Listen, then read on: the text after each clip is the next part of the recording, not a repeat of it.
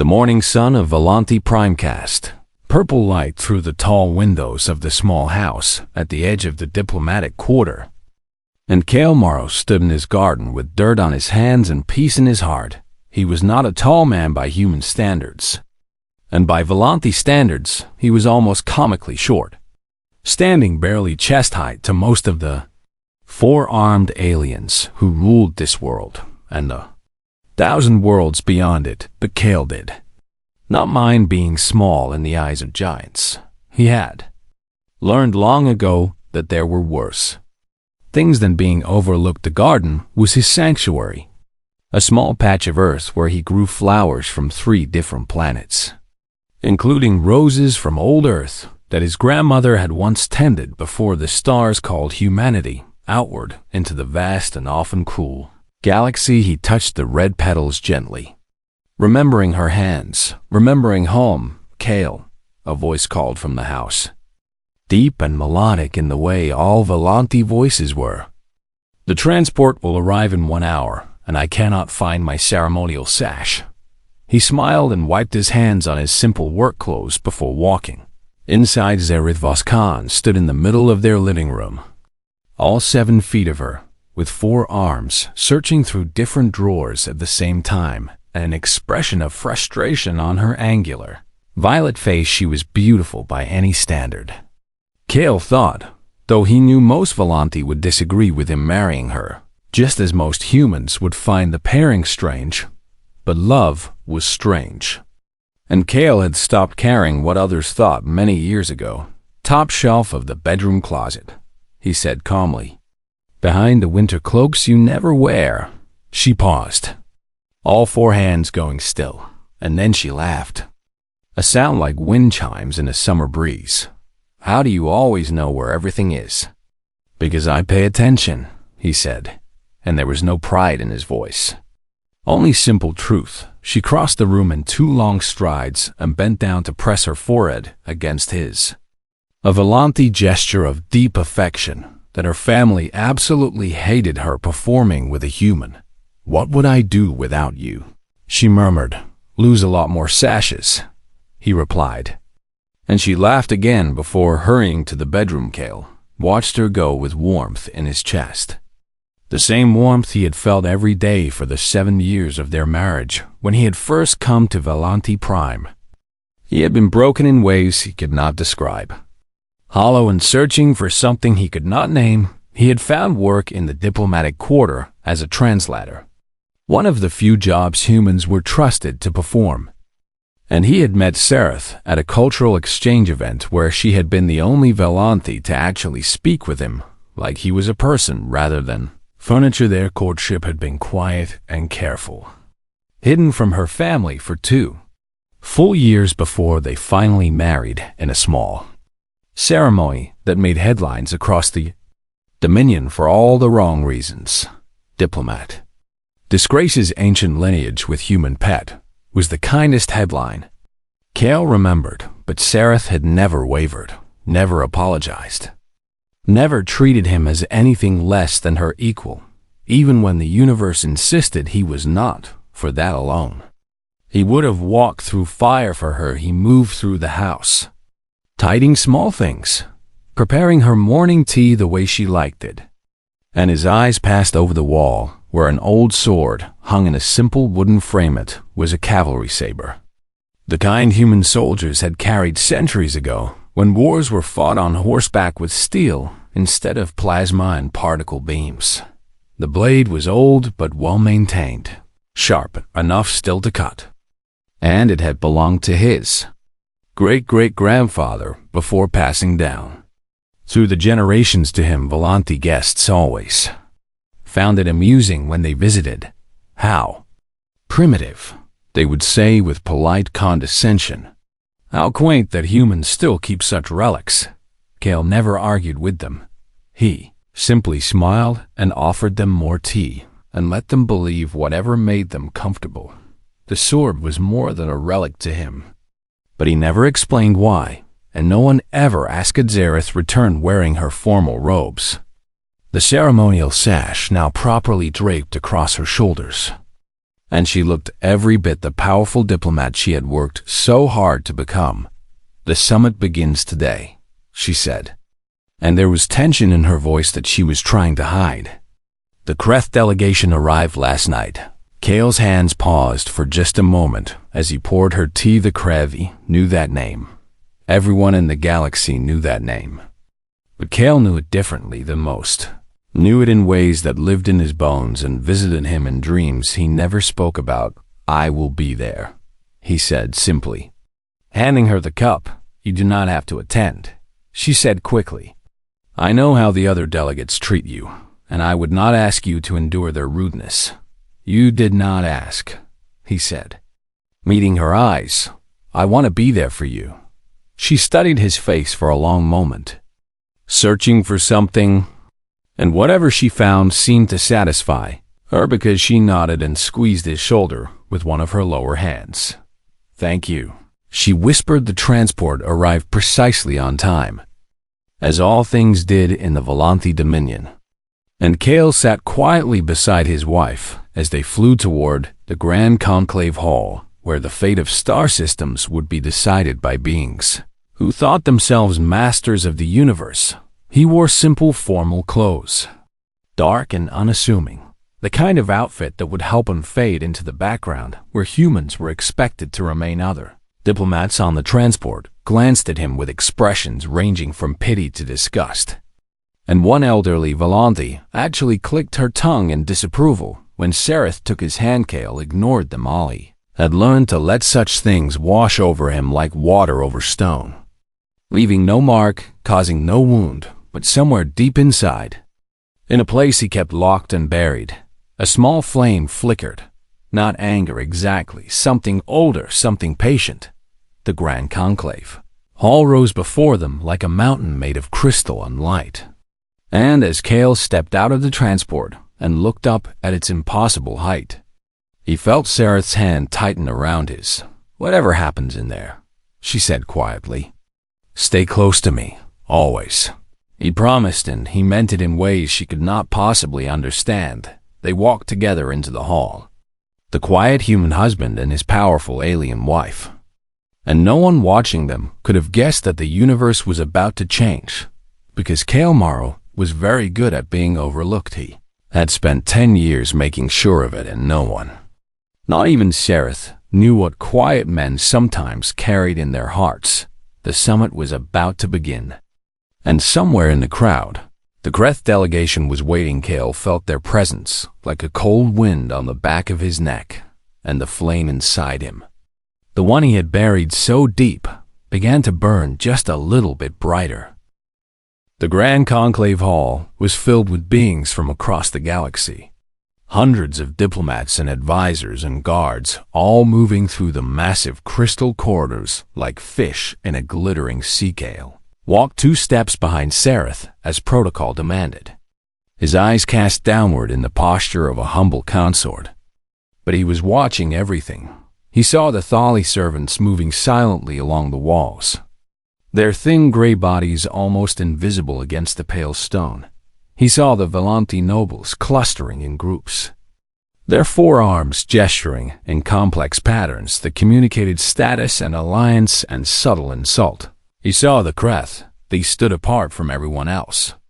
A delegation of 12 warriors surrounding a figure who radiated violence like heat from a fire warlord. Dravencore was massive even by Kreth standards.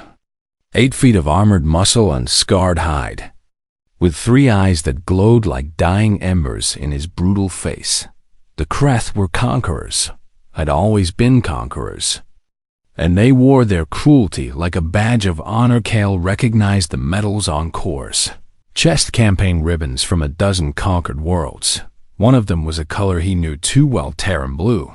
He kept walking, kept his face empty, kept the fire inside him banked, and controlled. Sereth took her place at the negotiation table alongside other senior Volanthi diplomats, and Kale stood against the wall with the other consorts and assistants, invisible and unimportant. The first day of talks was exactly what everyone expected. Kreth demanded territorial concessions. access to mining rights in 3 contested systems, and formal recognition of their claim to the outer reach.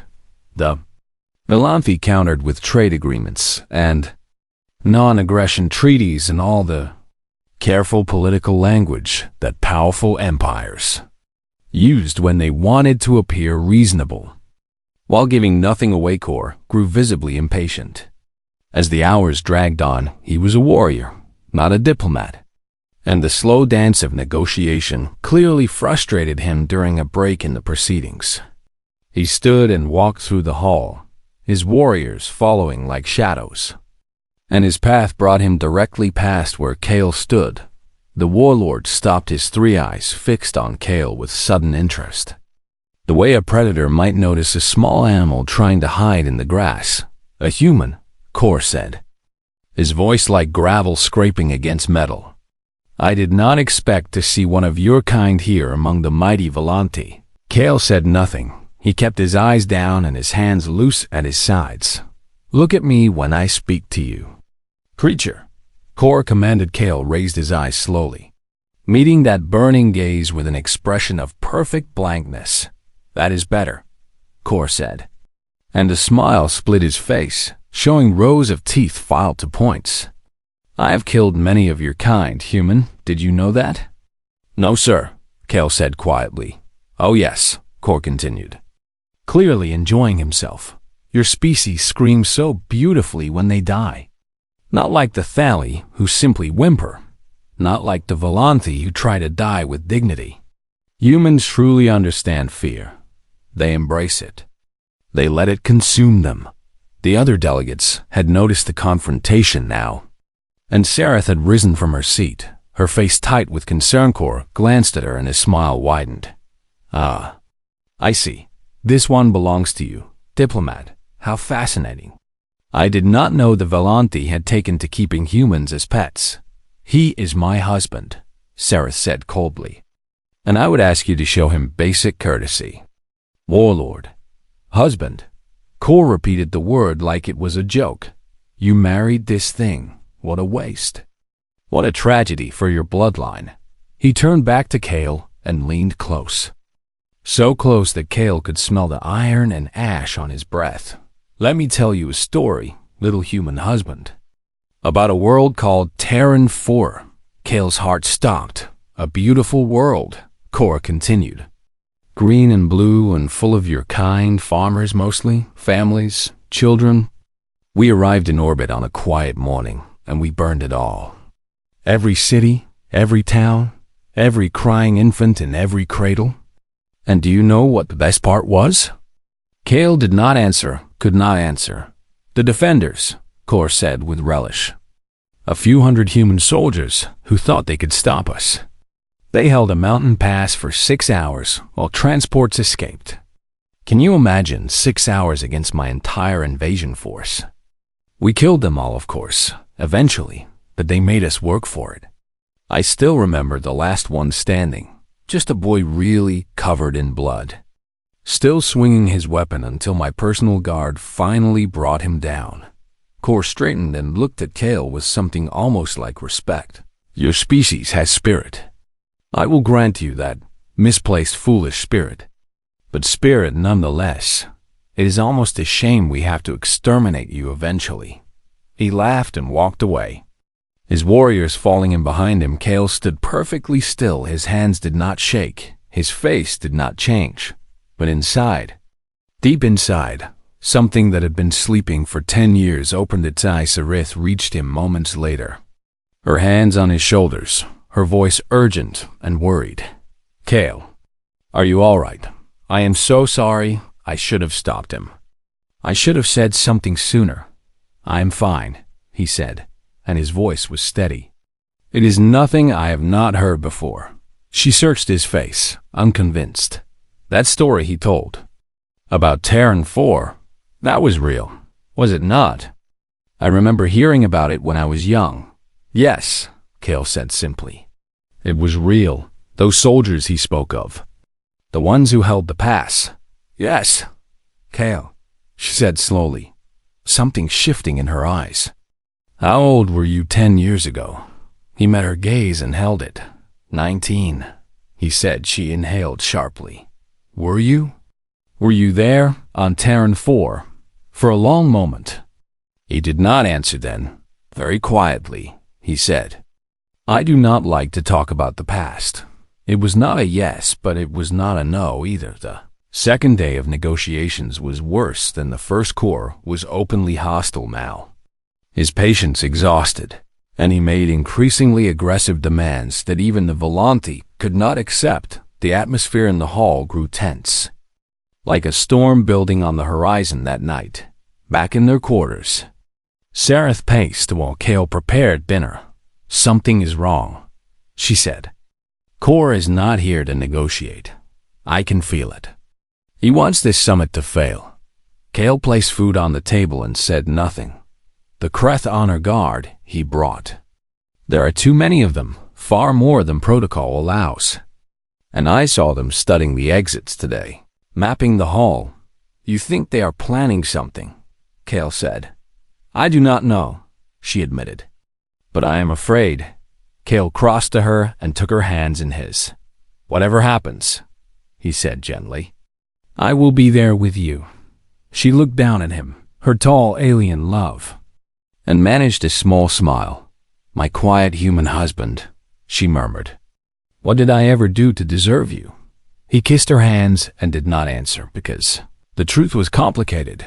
The truth was dark, and the truth was that somewhere in the back of his mind, Kale Morrow was already calculating angles and distances and remembering exactly how sharp the blade on his wall remained. Tomorrow would bring answers, and heaven help the Kreth if those answers were what Kale suspected they might be. The third day of the summit began with false smiles and hollow words. But Kale could feel the tension in the air, like static before a lightning strike. He stood in his usual place against the wall, dressed in his usual simple clothes, watching with his usual quiet patience. And no one paid him any attention at all. That was fine, he preferred it that way. Zara sat at the main table looking tired, her four hands clasped together, in a gesture that meant worry in Volanti body language. And Kale wished he could go to her and offer comfort, but protocol did not allow it, and besides, his instincts were screaming that something was very wrong. The Kreth honor guard had changed positions. Since yesterday, they no longer stood in ceremonial formation behind their warlord. Instead, they had spread out, 2 by each exit, 3 along the main windows. The rest scattered through the crowd in positions that just happened to cover every possible escape. Root Kale had seen formations like this before. Lifetime ago on a world that no longer existed. He began moving slowly along the wall, positioning himself closer to Sareth without appearing to do so. Just another invisible human shuffling from one shadow to another. Warlord Kor rose from his seat. Enough, he said, his voice cutting through the diplomatic chatter like a blade. I am tired of these games. The Volanti senior diplomat, an ancient male named Varus, frowned at the interruption. Warlord, we have made significant progress on the trade agreements. Surely you can see. I can see that you think me a fool. Kor interrupted. I can see that you intend to give nothing and take everything. I can see that the mighty Volanti Dominion believes the Kreth hegemony will simply accept your scraps and be grateful. He raised one massive arm and made a sharp gesture. The Kreth warriors moved. It happened so fast that most of the diplomats did not even realize what was occurring until it was. Overplasma rifles appeared from hidden places. Exits were blocked, and the ceremonial guards that the Volanti had brought found themselves disarmed and forced to their knees. Before they could even reach for their weapons, Sareth jumped to her feet. But a Kreth warrior was already behind her, one hand gripping her shoulder, a blade pressed against her throat. Kale felt the world go very still. Everyone will remain calm, Kor announced, walking through the chaos with absolute confidence. Any attempt at resistance will result in immediate death. Any attempt to contact outside forces will result in immediate death. Any movement I do not like will result in immediate death. He stopped in the center of the hall and spread his arms wide. The Kreth hegemony is done asking for what we want.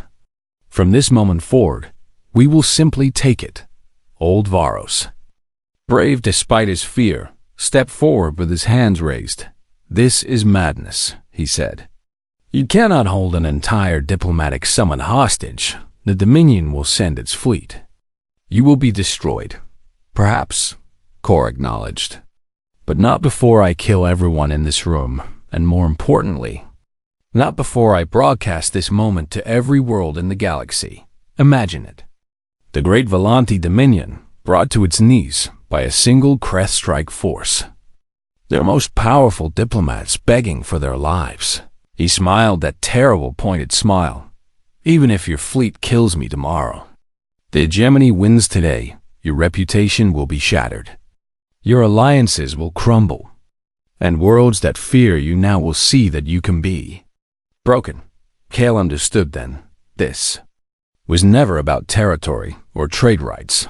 This was about humiliation. This was about showing the galaxy that the Volanthi could bleed. But first, Kor continued, his burning eyes scanning the crowd. Let us establish who matters and who does not. Bring forward the lesser species.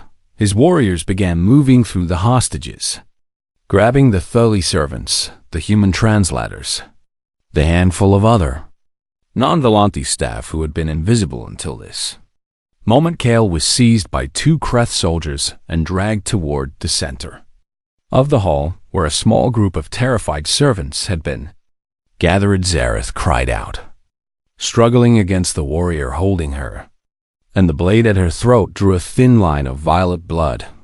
Be still, diplomat, Kor warned. Your pet will join you soon enough. But first, I want everyone to understand the natural order of things. He approached the group of lesser species and looked them over like a farmer examining livestock. These creatures, he said loudly, are what the Volanthi consider acceptable losses. Servants and translators and consorts, beings of no real value, useful only for the task their betters do not wish to perform. He grabbed a young Thali female by the arm and threw her to the ground at his feet. If my demands are not met, Kor announced, I will begin killing them one by one, starting with this one, then the others, and when the lesser species are gone, I will move on to the Volanthi themselves. The Thali girl wept silently. Too terrified to even beg, Kale watched her and felt something inside him shift. But I am not unreasonable, Kor continued. I will give the Dominion 1 hour to begin transferring control of the 3 systems I requested. For every hour of delay, 1 hostage dies. Starting now, he drew his blade. Kale stepped forward. Wait, he said. And his voice was quiet, but somehow it carried through the entire hall. Every eye turned to him. Kor paused, his blade halfway raised, and looked at Kale with surprise and amusement. The human husband speaks, he said. How unexpected. Do you have something to say before I begin? Some plea for mercy, perhaps. I have a request. Kale said. Kor laughed. A request? You stand before me moments from death, and you have a request. Very well, little human. Amuse me. Kale met those 3 burning eyes without flinching. My family has a sword, he said. An old blade, passed down for many generations. If I'm to die today, I would like to hold it one last time. The hall was silent. Several Volanthi diplomats exchanged confused glances, unable to understand why a human would make such a strange request at such a moment. Kor studied Kale for a long moment. A sword, he repeated. You want to hold a sword? What do you think you will do with it? Fight me? No, Kale said simply. I only wish to die with it in my hands, as my ancestors did. Kor threw back his head and laughed, a booming sound that echoed off the crystal walls. Oh, this is wonderful, he said. Truly wonderful. The primitive human wants his primitive weapon. Yes, I will allow this. Bring the creature his sword. Let him cling to his relic as he dies." He gestured to one of his warriors. "Escort this human to retrieve his blade. If he tries anything foolish, kill him and bring me his head." The warrior grabbed Kale's arm and began dragging him toward the exit as he passed Sereth. Kale met her eyes. She was staring at him with an expression he had never seen before. Confusion and fear, and something else. Something that might have been dawning recognition. "Kale," she whispered. "What are you doing?" He did not answer. He simply held her gaze for one long moment, trying to pour everything he felt for her into that single look, and then he was gone, dragged out of the hall by a Kreth warrior who thought he was escorting a lamb to slaughter. The sword was exactly where he had left it, mounted on the wall of their small home. Old steel gleaming in the purple light of Volanti Prime. Kale stood before it and let out a long, slow breath behind him. The Kreth warrior waited impatiently. "Hurry up, human," the warrior growled. "The warlord does not like to be kept waiting." Kale reached up and took the sword from its mount. The weight of it was familiar. An old friend he had not held in 10 years. He drew the blade from its sheath, and the steel sang. A high, clear note that seemed to fill the room. "Pretty," the warrior said mockingly. "Now put it back in its covering and let us go." Kale turned around, and the warrior saw his eyes, and for one brief moment, the Kreth knew fear. Then the blade moved, and the warrior knew nothing at all. Kale cleaned the sword on the fallen body and slid it back into its sheath. Then he walked out the door and headed back toward the Grand Conclave Hall. His steps were different now. His posture had changed. The quiet human husband was gone. Something else had taken his place. Something old, something patient, something very, very dangerous. The doors of the Grand Conclave Hall opened and Kale Morrow walked back inside. Every eye in the room turned toward him, hostages and captors alike. And for a moment, no one spoke. Kor stood in the center of the hall with his blade still raised over the weeping Thalie girl. And he smiled when he saw the human returning. "Ah, our brave primitive has returned," he announced. Come, show everyone your family relic. Let us all admire it before you die." Kale kept walking. The Kreth warriors nearest the door reached for him, expecting to grab the foolish human and drag him back to the killing floor. But something made them hesitate. Something had changed. The way Kale moved was different now. Fluid and precise, each step covering exactly the right amount of ground. His weight balanced perfectly over his center. He did not look like a gardener anymore. He did not look like a quiet husband. He looked like something else entirely. "Where is my escort?" Kor asked. His 3 eyes narrowing. Kale stopped 10 feet from the warlord and let his hand rest on the hilt of his sword. "He will not be joining us," he said. His voice was the same quiet tone it had always been. But there was something underneath it now.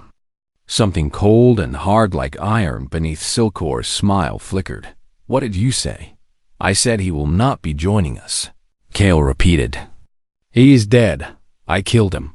In case you were wondering how." The hall went absolutely silent. Sereth stared at her husband with wide eyes, the blood still wet on her throat where the blade had cut her.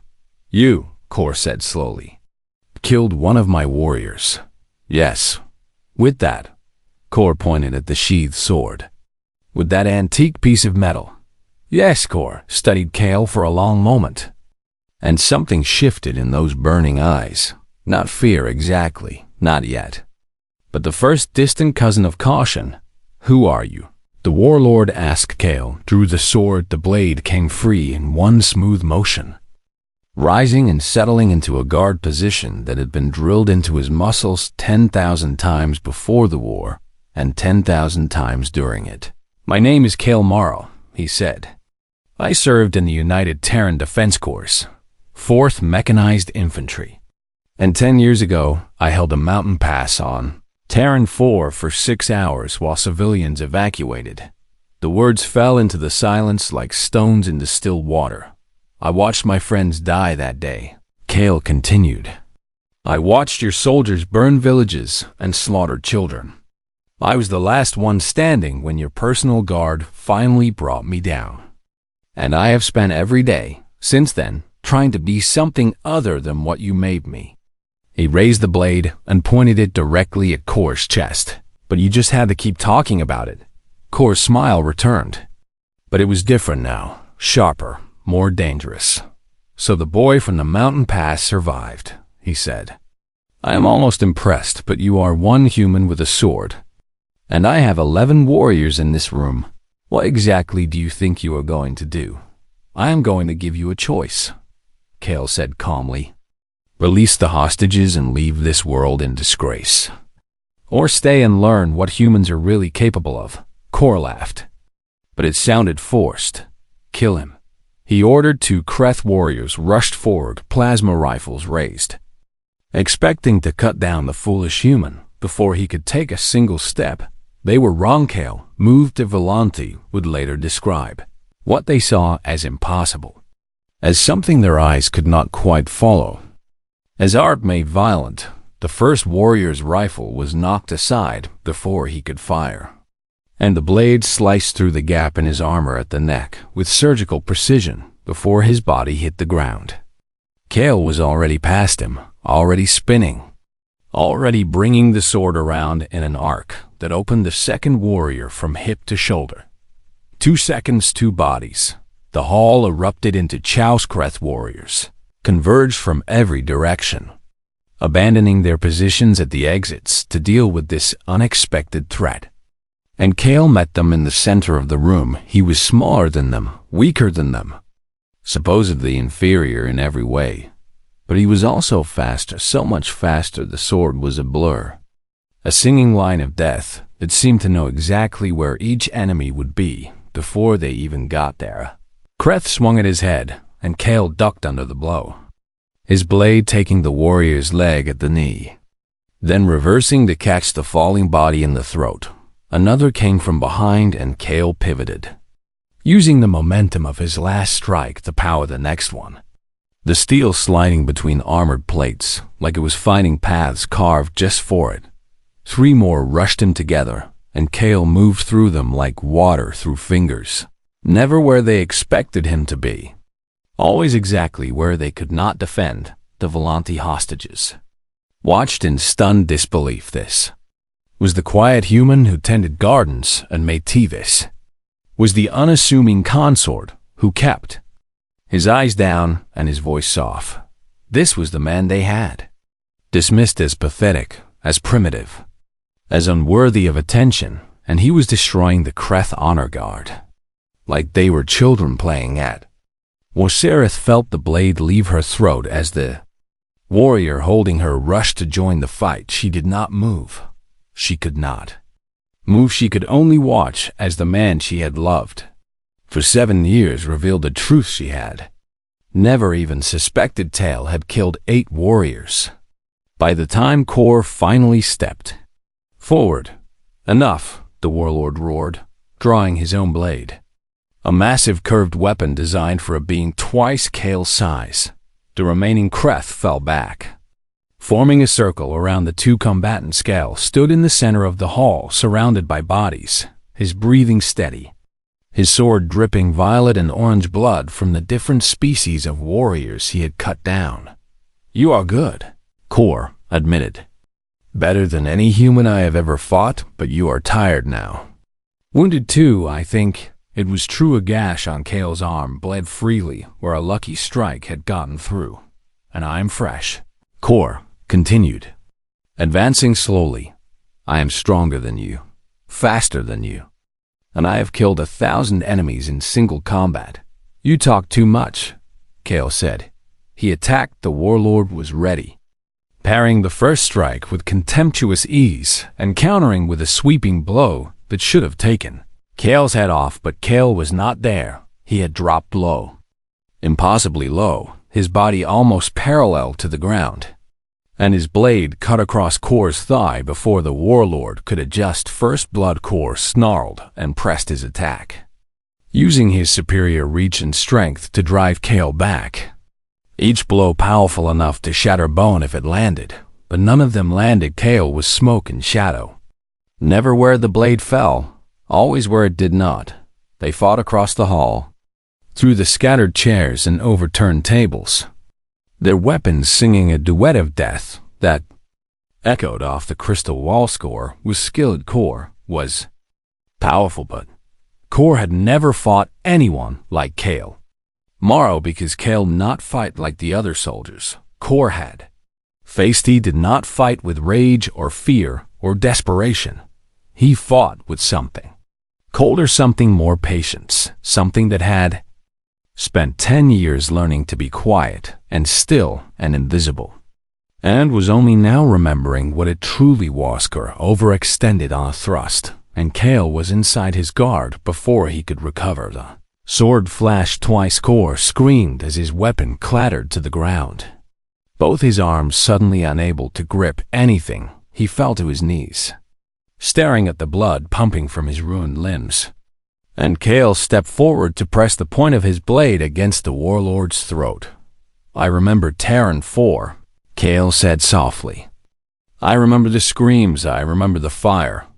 I remember the faces of everyone I could not save." He leaned closer, his eyes meeting those 3 burning orbs. "Your soldiers were louder when they died."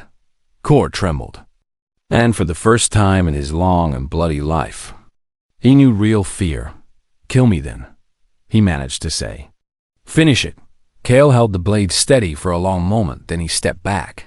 "No," he said. "I spent 10 years trying to be more than a killer. I will not throw that away for you. Go home. Tell your hegemony what happened here. Tell them what one quiet human did when you pushed too hard." He turned his back on the defeated warlord. "And tell them there are billions more like me." The remaining Kreth warriors did not move to stop him as he walked to Stereth and gathered her in his arms. They were too busy staring at their fallen god and wondering what else they had gotten wrong about humanity. The aftermath of what would come to be known as the Conclave. Incidents spread across the galaxy like wildfire through dry grass within hours. Footage of the confrontation had reached every major news network on every inhabited world, and beings of 1,000 different species watched in stunned silence as a small human male dismantled an elite Kreth honor guard with nothing but an antique sword within days. The clip had been viewed over 40 billion times within weeks. It had changed everything. Warlord Dravenkor was sent back to the Kreth hegemony in disgrace, his arms permanently ruined, his reputation shattered, beyond any hope of repair. The hegemony quietly withdrew its territorial demands and entered into negotiations with a suddenly much more cautious attitude. No one wanted to risk finding out how many more humans like Kale Morrow existed. The Volanti Dominion found itself in an uncomfortable position. For centuries, they had treated humans as a lesser species, useful for menial tasks but unworthy of respect or consideration. Now, they were forced to confront the possibility that they had been dangerously wrong. Emergency sessions were held in the highest councils of government, and phrases like threat assessment and strategic re-evaluation were used with increasing frequency. One elderly Volanti senator reportedly asked, "How many of these humans are there?" And when told the answer was approximately 32 billion, she had to sit down. The Galactic Council, a loose federation of the major powers that governed interstellar relations, opened formal discussions about elevating humanity's status from protected minor species to full membership, with all associated rights and responsibilities.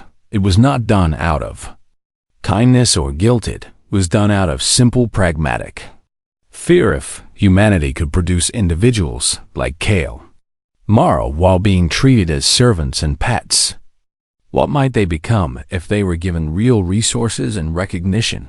Better to make them allies now than enemies.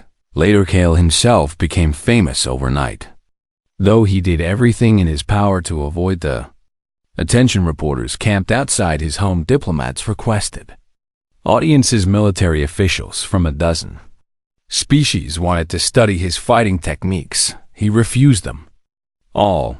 I did not do it for fame, he told Sareth one night as they sat together in their garden. The same garden where he had been growing roses just a week ago. I did it because I could not stand by and watch innocent people die. Not again. Never again. She held his hand in two of hers and leaned her head against his shoulder. You never told me, she said softly. About the war, about Terran 4, about any of it. I know. Why, he was quiet for a long moment, looking up at the alien stars that had been his home for a decade. Because I wanted to be something else, he finally said. When I survived that day on the mountain, when they pulled me out of the rubble and put me back together, I made a promise to myself. I promised that I would find a life that was not defined by violence. A life where I could build things instead of breaking them. He turned to look at her, his eyes soft with love and old grief. When I met you, I thought I had finally found that life. A quiet house, a garden, a wife who loved me for who I was rather than what I could do. I did not want to ruin it by bringing the war back into our home. You did not ruin anything, Sareth said firmly. You saved hundreds of lives. You stopped a war before it started. You showed the entire galaxy what humanity truly is. And what is that? He asked. She smiled and pressed her forehead against his in the Volante gesture of deep affection. Complicated, she said. Terrifying and gentle and stubborn and brave. You are all of those things at once, and I love every part of you. Even the parts you tried to hide from me. Cale felt something loosen in his chest. A knot he had been carrying for 10 years finally beginning to unravel. I should have told you sooner. Yes, she agreed. You should have, but I understand why you did not. And we have many years ahead of us for you to make it up to me. He laughed, a real laugh. The kind he had not been capable of since before the war. I will spend every one of them trying. The weeks that followed were strange and wonderful. Cale returned to his garden. Though now he had to tend it under the watchful eyes of the security detail that the Volante government insisted on providing. Zareth returned to her work as a diplomat. Though her status had risen dramatically, and she was now one of the most sought-after negotiators in the Dominion and across the galaxy. Humanity began to change. Young humans who had grown up being told they were inferior started standing a little straighter. Human communities that had accepted second-class status began demanding better treatment. And in the halls of power on 1,000 worlds, beings who had never given humans a second thought suddenly found themselves paying very close attention. One evening, a Volante ambassador named Korath came to visit Cale at his home. She was an old friend of Sareth's family, one of the few who had supported their marriage from the beginning. And she sat in their living room sipping tea while Cale waited for her to explain why she had come. The council wants to honor you, she finally said. They want to give you a medal, make you a symbol of the new relationship between our species. I do not want a medal, Cale said. I know, Korath replied. But I told them I would ask anyway. What I really came to ask is something else entirely. She set down her tea and looked at him with an expression of genuine curiosity. I have studied the footage of your fight many times, she said. And I still do not understand. You could have killed Kor. You had every right to. He murdered your people. He destroyed your world. And yet, you spared him. Why?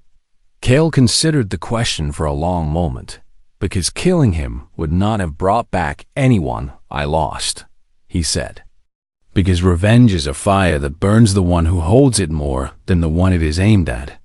Because I spent 10 years learning to be something other than a weapon, and I refused to let one battle undo all of that work. He paused. And because letting him live, broken and humiliated, sends a message that killing him never could. What message is that? Korath asked. Cale smiled. A small, sad smile that held both grief and hope. That humans are more than what we do in our worst moments. he said. That we can choose mercy even when we have every reason to choose violence.